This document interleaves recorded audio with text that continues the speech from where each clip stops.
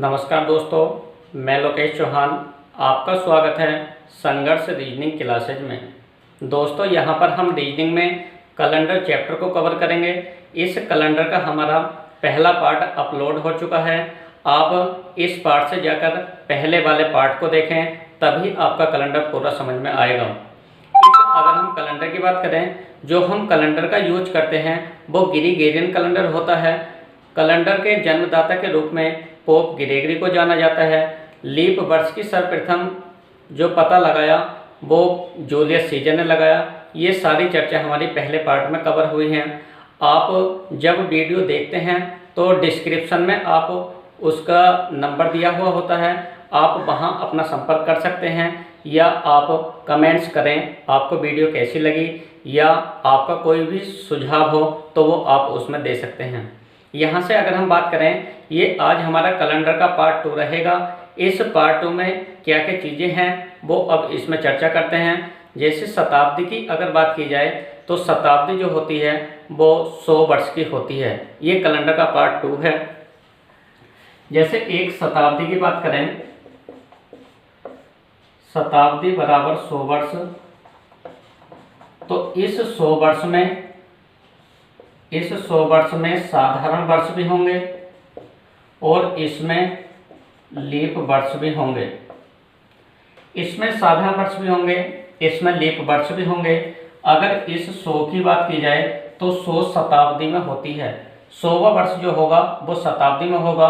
और कल भी हमने चर्चा की थी, जिसके अंतिम 2 अंक 0 होंगे वह शताब्दी में काउंट होगा। इसे अगर हम 400 से भाग दें तो ये 25 हो जाता है, जबकि ये 100वां वर्ष जो है ये शताब्दी में काउंट होता है, तो यहाँ से ये लीप वर्ष नहीं होता। तो अगर हम बात करें, जो लीप वर्ष होते हैं 100 वर्ष में लीप वर्ष की संख्या 24 होती है। और जब 100 में से 24 निकल गए तो 100 वर्ष में 76 साधारण वर्ष होते हैं। अगर इन 76 साधारण वर्ष की बात करें तो ये 76 ऐसे वर्ष हैं जिसमें फरवरी 28 दिन की होगी, और 24 ऐसे वर्ष हैं जिसमें फरवरी 29 दिन की होगी। अगर हम यहाँ से बात करें, जो हमारी ये शताब्दी है, इस शताब्दी में 100 वर्ष शताब्दी में हुए और साधारण वर्ष की संख्या हो गई आपकी 76 और लीप वर्ष की संख्या हो गई आपकी 24।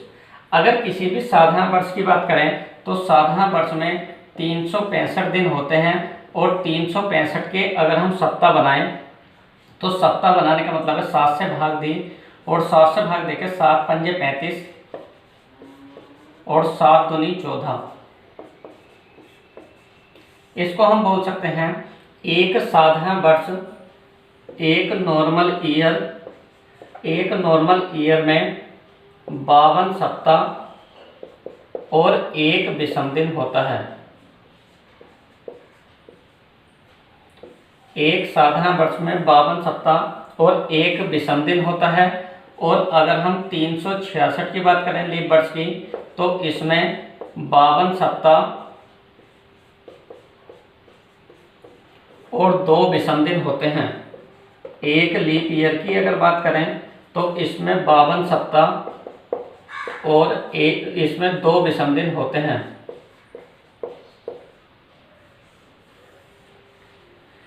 इसमें कहाँ 1 दिन है, कहाँ 2 दिन है, इसकी चर्चा देखते हैं। सबसे पहले हमें यह पता चला, जो शताब्दी होती है, शताब्दी में 100 वर्ष होते हैं। 100 वर्ष में 76 वर्ष ऐसे हैं जो साधारण वर्ष में होंगे, और 24 वर्ष ऐसे हैं जो लीप वर्ष में होंगे।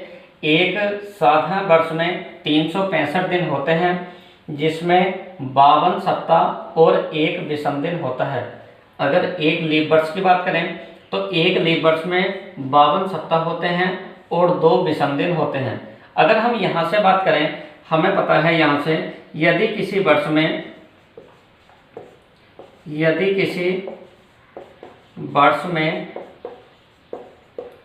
366 दिन हैं और प्रथम दिन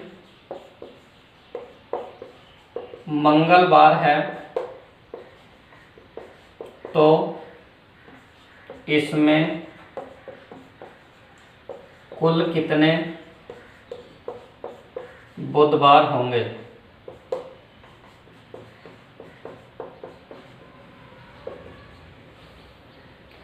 इसमें ये पता चला हमारा ऑप्शन से हमारा 52, 53, 7, 116। ऑप्शन ये है हमारा। सवाल हमारा ये है, यदि किसी वर्ष में 366 दिन है तो उसमें प्रथम दिन मंगलवार है तो कुल कितने बुधवार होंगे। अगर हम यहाँ से बात करें, जो हमारा ये 366 दिन है तो 366 का मतलब 2 विषम दिन होते हैं। जैसे अगर हम इसकी बात करें, ये हमारे 7 दिन हैं, 1, 2, 3, 4, 5, 6, 7।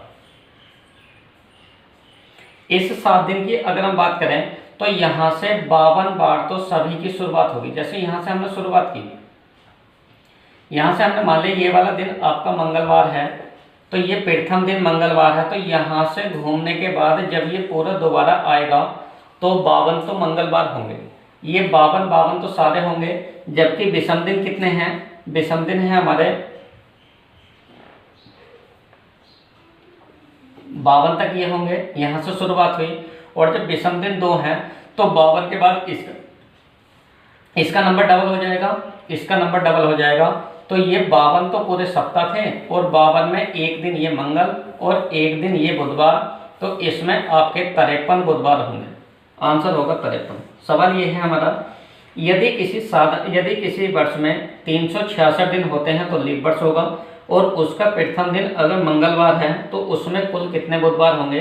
तो यहाँ से अगर शुरुआत करें तो ये मंगलवार की कंडीशन यहाँ से आके यहाँ रुकी। यहाँ से अगर हम बात करें, जब यहाँ से शुरुआत होने के बाद ये कंडीशन यहाँ आके रुक जाती तो 52 सप्ताह तो सारे हो गए और जितना आपका शेष बचेगा जो आपके विषम दिन होते हैं, तो अगर एक विषम दिन है तो पहला काउंट हो जाएगा, 2 विषम दिन है तो दूसरा काउंट हो जाएगा। यहाँ से अगर हम बात करें तो हमारे लीप वर्ष में 2 विषम दिन होते हैं तो 53 ही मंगलवार होंगे और 53 ही बुधवार होंगे। आंसर होगा 53। अगर हम इसमें बात करें, यदि किसी साधारण वर्ष में 365 दिन है तो उसके लिए क्या होगा। अगला सवाल है हमारा, यदि किसी वर्ष में 365 दिन हो और प्रथम दिन मंगलवार हो तो कुल कितने मंगलवार होंगे। अगर हम यहाँ से बात करें तो ये 52 सप्ताह तो हमारे सारे होंगे और जब मंगलवार से शुरुआत है तो साधारण वर्ष में हमारा एक विषम दिन होता है, तो आंसर होगा आपका 53 मंगलवार होंगे। बाकी सभी दिन आपके 52 होंगे लेकिन मंगलवार 53 होगा। जिस दिन की शुरुआत होगी उसी दिन से काउंट करेंगे और जब उस दिन से काउंट करेंगे तो इसमें ये देखते हैं आपके विषम दिन कितने बचते हैं, 2 बचेंगे तो अगला वाला मान भी आ जाएगा और एक विषम दिन बचेगा तो वही वाला मान दोबारा रिपीट हो जाएगा। जैसे अगर हम किसी सर्किल की बात करें तो किसी सर्किल में जहाँ से घूमने के बाद, जैसे ये कंडीशन है, ये यहाँ से घूमने के बाद जब यहाँ पूरा हो जाएगा तो एक सर्किल हुआ और यहाँ से अगर कोई चीज़ बचती है तो वो दोबारा दूसरे व्यक्ति पे प्रयोग होगी। यही कंडीशन हमारी इसमें है। अगर विषम दिन 2 हैं तो इसका नंबर आने के बाद दूसरे व्यक्ति का नंबर आएगा और अगर विषम दिन 1 हैं तो इसके तुरंत बाद अगला वाला काउंट हो जाएगा। तो यहाँ से अगर हम बात करें, यदि किसी वर्ष में 365 दिन हैं और प्रथम दिन मंगलवार है तो कुल कितने मंगलवार होंगे। आंसर 53 होगा। अगर प्रथम दिन यहाँ मान लें मंगलवार है तो कुल कितने बुधवार होंगे, 52 होंगे। कुल कितने शुक्रवार होंगे, 52 होंगे। बाकी सभी दिन 52 होंगे लेकिन एक मंगल का दिन ऐसा होगा जो आपका 53 में काउंट होगा। एक बार इसका स्क्रीनशॉट लें।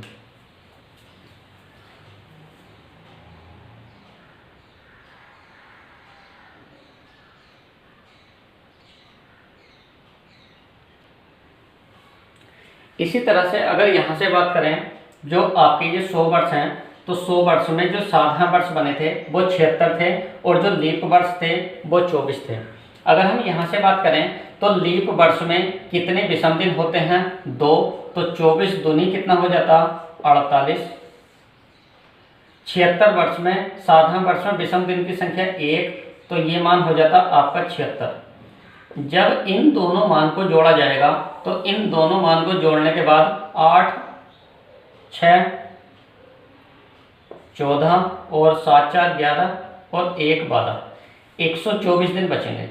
जब ये 124 दिन यहाँ से टोटल हो गए आपके, तो इस 124 की अगर हम बात करें तो 124 को 7 से भाग दे दें तो 7 ही का ना 7 बचा 5 और ये हो जाएगा आपका 54, 7 सत्ते 49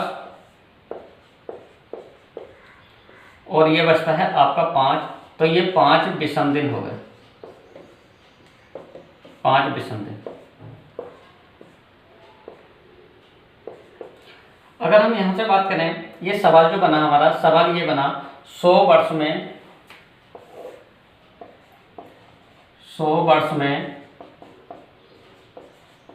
लीप वर्ष कितने होते हैं, तो आंसर होगा 24। 100 वर्ष में लीप वर्ष कितने होते हैं, आंसर होगा 24। 100 वर्ष में विषम दिन कितने होते हैं, तो आंसर होगा 5। इस सवाल की अगर हम बात करें तो सवाल ये है हमारा 100 वर्ष में कितने लीप वर्ष होते हैं और 100 वर्ष में कितने विषम दिन होते हैं। विषम दिन का मतलब है किसी भी सप्ताह से कम मान। जब सप्ताह 7 दिन का होता है तो सप्ताह जब 7 दिन का होगा तो जो भी मान बचेगा वो 7 से कम होगा तो विषम दिन होगा। सवाल ये पूछा जाता है, बताइए 100 वर्ष में कितने विषम दिन होते हैं। ऑप्शन आता है 124, दूसरा ऑप्शन होता है 76, तीसरा ऑप्शन होता है 5, चौथा ऑप्शन है आपका 24। इसमें आपका आंसर 5 आएगा। 5 क्यों आएगा, क्योंकि जब विषम दिनों की संख्या होगी तो शेष मान जो होगा जिससे आप भाग देते हैं उससे अगर कम मान है तब शेष मान बचता है। तो 7 से हमने 124 को भाग दी तो ये हमारा 5 बचा, 5 हो गए यहाँ से विषम दिन। सवाल को दोबारा देखते हैं। शताब्दी में 100 वर्ष होते हैं। 100 वर्ष में साधारण वर्ष की संख्या 76 और लीप वर्ष की संख्या 24। इसमें अगर देखा जाए तो अभी हमने चर्चा की थी, जो साधारण वर्ष है उसमें विषम दिन की संख्या 1 और जो लीप वर्ष है उसमें विषम दिन की संख्या 2 होती। तो 24 दूनी 48 यहाँ से हो जाता, 76 का ना 76 यहाँ से हो जाता। इन दोनों के मान को जोड़ने के बाद 124 और ये शेष मान जो बचा ये हो गए आपके विषम दिन। तो 100 वर्ष में लीप वर्ष की संख्या 24, 100 वर्ष में विषम दिनों की संख्या 24। और ये जो लीप वर्ष है इसका एक सवाल ये भी बनता है, 100 वर्षों में 29 फरवरी कितनी बार आती है, तो आंसर आपका 24 होगा। 29 फरवरी बोल दिया जाए या लीप वर्ष बोल दिया जाए, कंडीशन सेम है। अगर इसमें पूछा जाए, बताइए 400 वर्ष में कितनी बार, 400 वर्षों में 29 फरवरी या लीप वर्ष होंगे। तो 400 वर्ष में 29 फरवरी या लीप वर्ष होंगे। तो यहाँ से अगर हम इसकी कंडीशन देखें तो 100 वर्ष में लीप वर्ष होते 24, 200 में फिर 24, 300 में फिर 24 और 400 में फिर 25 और यहाँ से जोड़ने के बाद 24 चौक 96 और 1 97। यहाँ से कंडीशन ये आ जाती है, जो हमारा ये 400 है, ये 400 से 400 पूरा विभाजित हो जाता है और जब ये पूरा विभाजित हो जाता है तो 400 का वर्ष इस 25 में काउंट हो जाता है। अगर किसी लीप वर्ष की बात करें तो 4 से भाग देते हैं, किसी लीप शताब्दी की बात करें तो 400 से भाग देते हैं और ये 100 शताब्दी है, 200 फिर 2 शताब्दी है, 300 शताब्दी है, 400 शताब्दी है। तो ये पहली लीप शताब्दी है। यहाँ से इसका मान 25 हो जाएगा और यहाँ से इस सवाल का आंसर जो होगा वो होगा आपका 97। सवाल ये बना 100 वर्ष में 29 फरवरी कितनी बार आती है, तो 24 बार। 100 वर्ष में लीप वर्ष या अधिवर्ष की संख्या कितनी होगी, 24 होगी। 100 वर्ष में कितनी बार विषम दिन आते हैं, तो 5 होगा। लगातार 400 वर्ष में 29 फरवरी कितनी बार आएगी, तो वो 97 बार आएगी। अगला सवाल है हमारा, लगातार 400 वर्ष में 29 तारीख कितनी बार आएगी।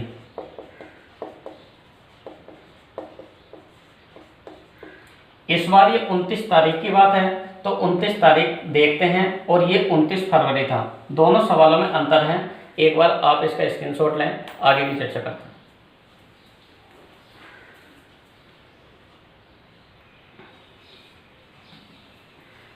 सवाल था हमारा 100 वर्ष में 29 फरवरी कितनी बार आती है, 24।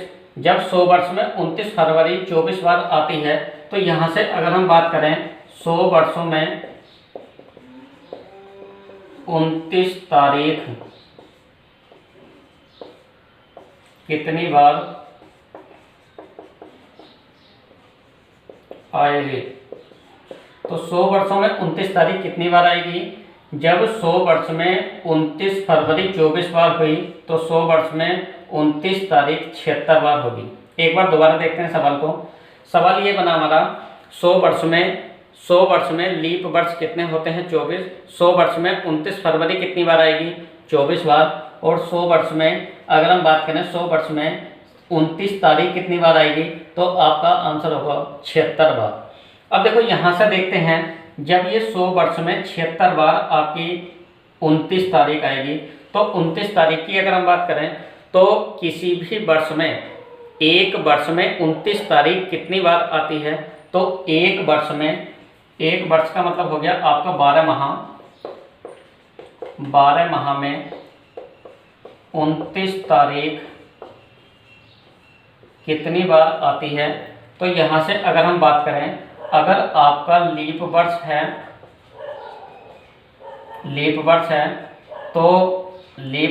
तो 12 बार, क्योंकि हर महीने 29 तारीख आएगी। अगर 29 फरवरी की बात बोली जाए तो एक बार, एक साल में 29 फरवरी एक बार होगी, और एक साल में 29 तारीख या तो 12 बार होगी या 11 बार होगी।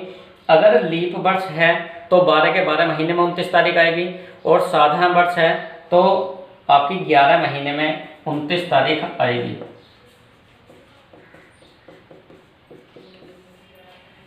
एक साल में लीप वर्ष होगा तो 12 बार होगी, साधारण वर्ष होगा तो 11 बार होगी, क्योंकि 29 तारीख की बात है। जब लीप वर्ष है तो 29 फरवरी आएगी, 29वां महीना काउंट होगा, 29 तारीख काउंट होगी ये, और जब काउंट होगी तो 12 के 12 महीने में हो जाएगा। और अगर साधारण वर्ष की बात करें तो जब साधारण वर्ष में 28 फरवरी होगी तो 29 फरवरी का काम खत्म हो जाएगा यहाँ से। इसका मतलब हो जाएगा आप फरवरी को छोड़ देंगे और 11 महीने बचेंगे। यहाँ से अगर हम बात करें तो 12 महीने में या एक वर्ष में 29 तारीख कितनी बार आती है, या तो 12 बार होगी या 11 बार होगी। लीप वर्ष होगा तो 12 बार होगी, साधारण वर्ष होगा तो 11 बार होगी। अगला सवाल हमारा ये बना, कितने वर्ष के एक वर्ष में 28 तारीख कितनी बार आती है। एक वर्ष में 28 तारीख कितनी बार आती है, आपका आंसर होगा 12 बार, क्योंकि हर महीने में 28 तारीख आती है। एक महीने में 2 तारीख कितनी बार आती है, तो एक वर्ष में 2 तारीख कितनी बार आती है, तो आपकी 12 बार। एक माह में 2 तारीख कितनी बार आती है, 2 तारीख का मतलब 1 2 ये।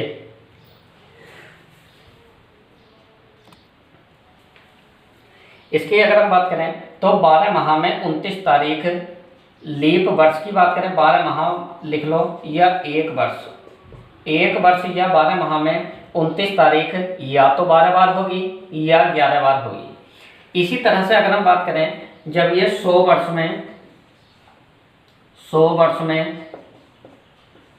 29 तारीख 76 बार है, तो 200 वर्ष में 29 तारीख फिर 76 बार होगी, 300 में फिर 76 बार होगी, और 400 वर्ष में फिर ये तारीख 75 बार आएगी। क्योंकि 400 वर्ष में जो लीप वर्ष होते हैं वो 400वां वर्ष जो होता है वो 25 होता है। यहाँ से अगर हम इनकी बात करें तो यहाँ से हो जाएगा हमारा 36 18 18 5 23, 303 मान ये हुआ, 303 ये हुआ, और 97 हो गए आपके लीप वर्ष। तो 303 और 97 को जोड़ के आपका 400 हो जाता। ये तो हो गए आपके साधारण वर्ष में तारीख, और ये होगी लीप वर्ष।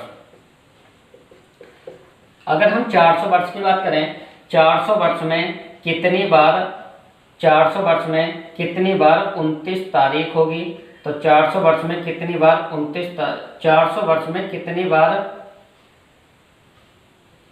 29 तारीख होगी। और अगला सवाल है 400 वर्ष में कितने बार 29 फरवरी होगी। देखो दोनों सवालों में क्या अंतर है। 100 वर्ष की अगर हम बात करें, 100 वर्ष में ये 29 तारीख, सॉरी यहाँ 29 तारीख ना लेकर 100 वर्ष में हमारा हो जाएगा ये 100 वर्ष में साधारण वर्ष की संख्या लिखेंगे। 100 वर्ष में साधारण वर्ष 76, 200 में फिर 76, 300 में फिर 76। अगर हम बात करें 100 वर्षों में, ये साधारण वर्ष है। 100 वर्षों में साधारण वर्ष कितने होते हैं 76, 100 वर्षों में 200 वर्षों में फिर 76, 300 में फिर 76, और जो 400 वर्ष है उसमें 75 हो जाएंगे। यहाँ से टोटल मान करने पर आपका ये 400 वर्ष में 303 साधारण वर्ष होते हैं और 400 वर्ष में 97 लीप वर्ष होते हैं। यहाँ से पूरा मान ये बनता है। एक बार इसका स्क्रीनशॉट लें, अगली चर्चा।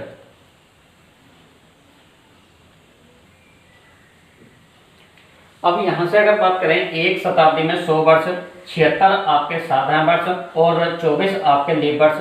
तो जो आपके साधारण वर्ष हैं, अगर हम यहाँ से बात करें 100 वर्षों में 29 तारीख कितनी बार होगी, 100 वर्षों में 29 तारीख कितनी बार होगी, तो अगर हम 29 तारीख की बात करें तो आंसर होगा आपका 29 तारीख है, यह है 29 फरवरी। अब यहाँ से जो आपका साधारण वर्ष है उसको 11 से गुणा करोगे, जो आपका लीप वर्ष है उसको 12 से गुणा करेंगे। ये गुणा क्यों कर रहे हैं, इसका मतलब ये हो गया, जो हमारा कोई भी वर्ष है, इस वर्ष में अगर एक वर्ष में बात करें तो लीप वर्ष होगा तो 12 बार 29 तारीख आएगी, साधारण वर्ष होगा तो 11 बार 29 तारीख आएगी। और यही कंडीशन हमारी 100 वर्ष में 76 साधारण वर्ष होते हैं, 100 वर्ष में 24 लीप वर्ष होते हैं। जब एक माह में या जब एक वर्ष में 12 बार लीप वर्ष में तारीख आती है 29 और 11 बार साधारण वर्ष में 29 तारीख आती है, तो यहाँ से जब ये 24 साल हैं तो 24 साल में कितनी बार 29 तारीख आएगी, तो 12 की 24 से गुणा हो जाएगी, 12 चौक 48, 12 दूनी 24, 24 और 4 हो जाएगा 28, 288 बार 24 बार होगी, 24 साल में होगी। अगर यहाँ से 11 छंग 66 और 11 सत्ते 77, 77 और 6 हो जाएगा आपका 83, 836। अब 836 इनका सबका योग कर लो, तो ये योग करने के बाद हो जाएगा 8 6 14 और यहाँ से हो जाएगा 8 3 11 और 1 12, 8 और 2 10 और 1 11, 1124 बार 29 तारीख होगी। 1124 बार 29 तारीख होगी। तो सवाल ये बना, 100 वर्ष में 29 फरवरी कितनी बार आती है, 24 बार। 100 वर्ष में 29 तारीख कितनी बार आती है, 1124 बार। 100 वर्ष में विषम दिनों की संख्या कितनी होती है, 100 वर्ष में विषम दिनों की संख्या कितनी होती है, ये हो जाएगा आपका 5 बार। लगातार 100 वर्षों में 29 फरवरी कितनी बार आती है, 29 फरवरी या लीप वर्ष कितने बार आते हैं, 97 बार। लगातार 400 वर्ष में 29 तारीख कितनी बार आती है, तो 29 तारीख के लिए अब ये पता चला हमें 100 वर्ष में 29 तारीख 1124 बार हुई। इसके बाद 200 वर्ष में 29 तारीख 1124 बार हुई, 300 में 1124 बार हुई और 400 में 1125 बार हुई। तो यहाँ से अगर हम बात करें, जो ये 24 चौक 96 और 1 97, ये 97 मान तो हमारा यहाँ से बन जाता और 11 चौक 44, तो 4497 बार 400 वर्ष में 29 तारीख होगी। आंसर होगा आपका 4497। सवाल ये बना हमारा, यदि एक शताब्दी की बात की जाए तो एक शताब्दी में 76 साधारण वर्ष होते हैं और 24 लीप वर्ष होते हैं। एक शताब्दी जो हुई 100 वर्ष की हुई, 100 वर्ष में 29 तारीख 24 बार आती है। 100 वर्ष में विषम दिनों की संख्या 5 होती है। लगातार 400 वर्ष में 29 फरवरी या लीप वर्ष 97 बार होते हैं। और अगर हम बात करें जो 100 वर्ष है, 100 वर्ष में 29 तारीख कितनी बार आती है, तो हर माह में एक वर्ष में 29 तारीख या तो 12 बार होगी या 11 बार होगी। तो यहाँ से अगर हम इसकी चर्चा करें तो यहाँ से हमें ये पता चला जो 29 तारीख है ये 29 तारीख आपकी एक माह में एक बार आती है। तो एक साल में अगर हम बात करें लीप वर्ष है तो 12 बार और साधारण वर्ष है तो 11 बार। इसी तरह से जब ये 100 वर्ष है तो एक शताब्दी है, इसमें 76 साधारण वर्ष हैं और 24 लीप वर्ष हैं। तो जब ये साधारण वर्ष है तो साधारण वर्ष को 11 से गुणा करेंगे, लीप वर्ष को 12 से गुणा करेंगे। 24 साल में जो 29 तारीख आएगी वो 288 बार आएगी। 76 साल में जो 29 तारीख आएगी वो आपकी 836 बार आएगी। अगर 100 साल की बात करें तो 100 साल में आपकी 29 तारीख 1124 बार होगी। तो लगातार 400 वर्ष में 29 तारीख कितनी बार होगी, 4497 बार। लगातार 400 वर्ष में 29 फरवरी कितनी बार होगी, तो आपकी 97 बार। तो दोनों में ध्यान रखना 29 तारीख पूछा गया है या 29 फरवरी पूछा गया है। एक बार आप इसका स्क्रीनशॉट लें और आपकी एक बार आप इसके अच्छे से नोट्स बना लें और वीडियो को पॉज करके या बैक करके भी आप इसको देख सकते हैं। ठीक है, यहाँ का स्क्रीनशॉट लें, अगली चर्चा करें।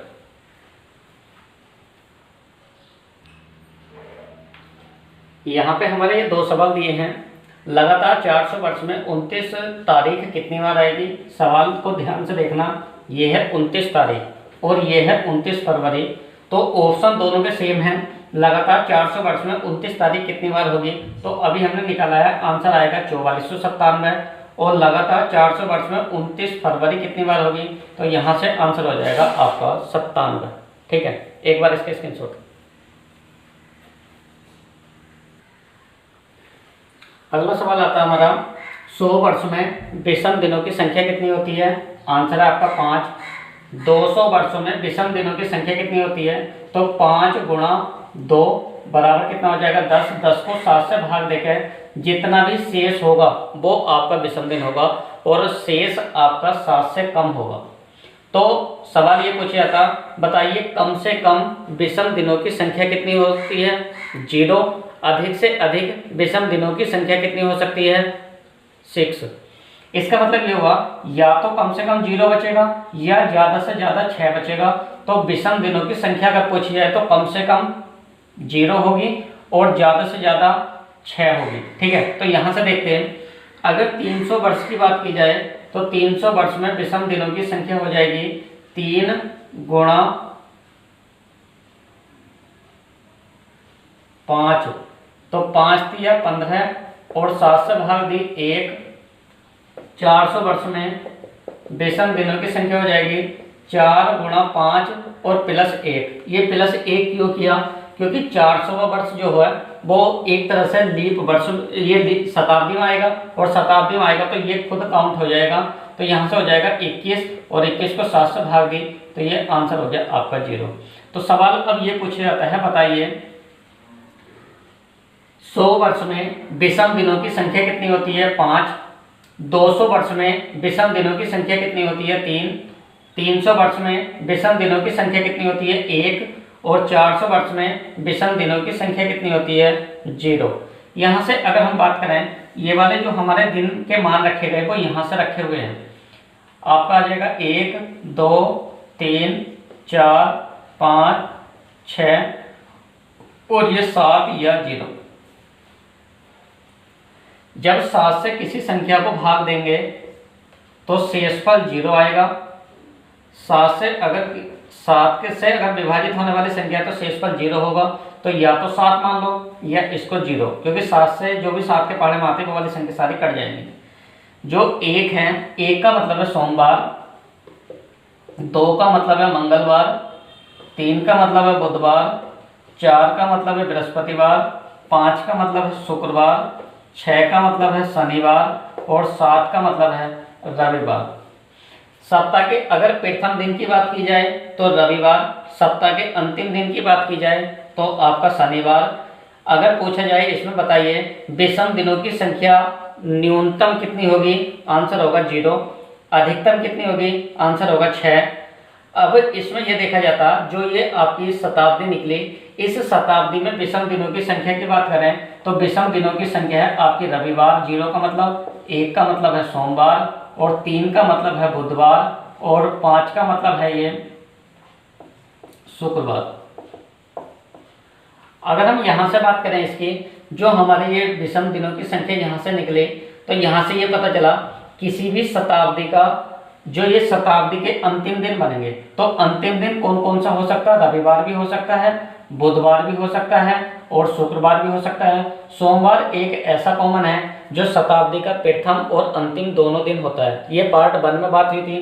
पार्ट 1 में हमने बोला था जो हमारे ये शताब्दी है, इस शताब्दी के दिन प्रथम दिन था हमारा सोमवार, मंगलवार, बृहस्पतिवार, शनिवार। शताब्दी के अंतिम दिन में आपका बुधवार, शुक्रवार,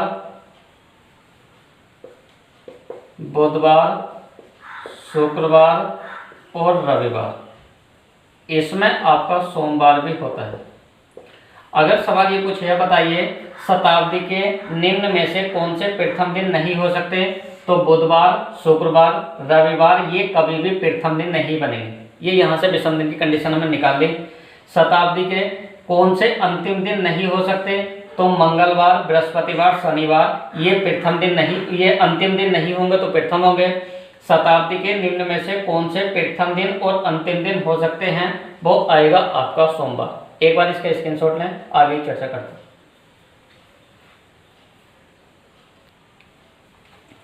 अब यहाँ से अगली कंडीशन आती है हमारी, कौन व्यक्ति कितने वर्ष, कितने माह, कितने दिन का है, तो इसका निकालने का तरीका क्या होता है ये चर्चा करते हैं। यहाँ से अगर हम बात करें, सबसे पहले आप आज की तारीख लिख लो, तो यह हो गया 2, इसके बाद यह हो गया आपका जून का महीना 6 हो गया, और यह हो गया आपका सन। एक बात का ध्यान रखें, जो भी आपका सन जितना बड़ा होगा व्यक्ति उतना छोटा होगा, सन जितना छोटा होगा व्यक्ति उतना बड़ा होगा। जैसे अगर बात की जाए, एक व्यक्ति 1998 में पैदा हुए और दूसरे व्यक्ति 2000 में पैदा हुए, संख्या बड़ी की बात करें तो ये, और व्यक्ति बड़े की बात करें तो ये, तो इन दोनों में कौन सा व्यक्ति बड़ा होगा, ये जो दुनिया में पहले आया। इसमें यही तरीका हमारा इसमें है। जैसे अगर हम यहाँ से बात करें, यहाँ से हमें निकालना है 2 जून 2020, ये आज की डेट है, और किसी की डेट ऑफ बर्थ मान लो जैसे 15,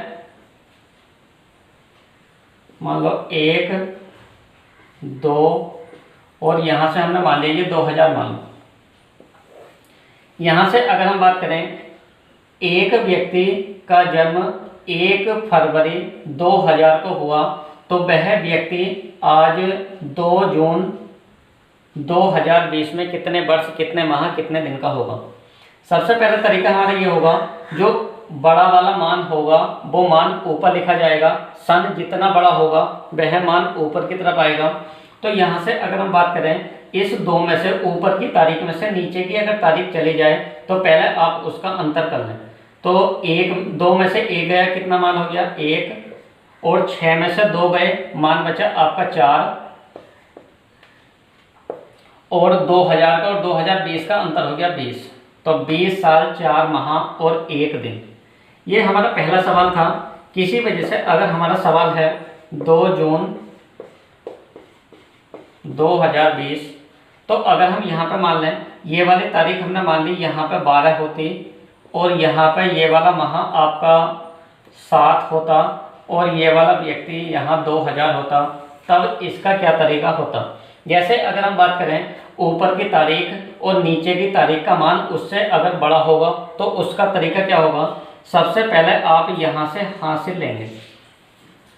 अब ये जून का महीना है, आपको पहले ये देखना है जो ये मंथ होगा यहाँ से, इस मंथ का कितने दिन का ये मंथ होता है, ये 28, 29, 30, 31 ये मंथ के ऊपर डिपेंड करता है। यहाँ से अगर इस जून की बात करें तो जून का महीना 30 का होता है, तो पूरा हासिल एक महीने का आ गया।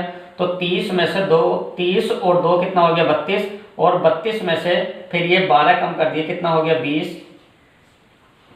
इसके बाद यहाँ पे आपका मान 5 बचता है, तो 5 में से 7 जाएगा नहीं, तो 5 में से 7 नहीं जाएगा, तो यहाँ से पूरा 1 वर्ष ले लेंगे।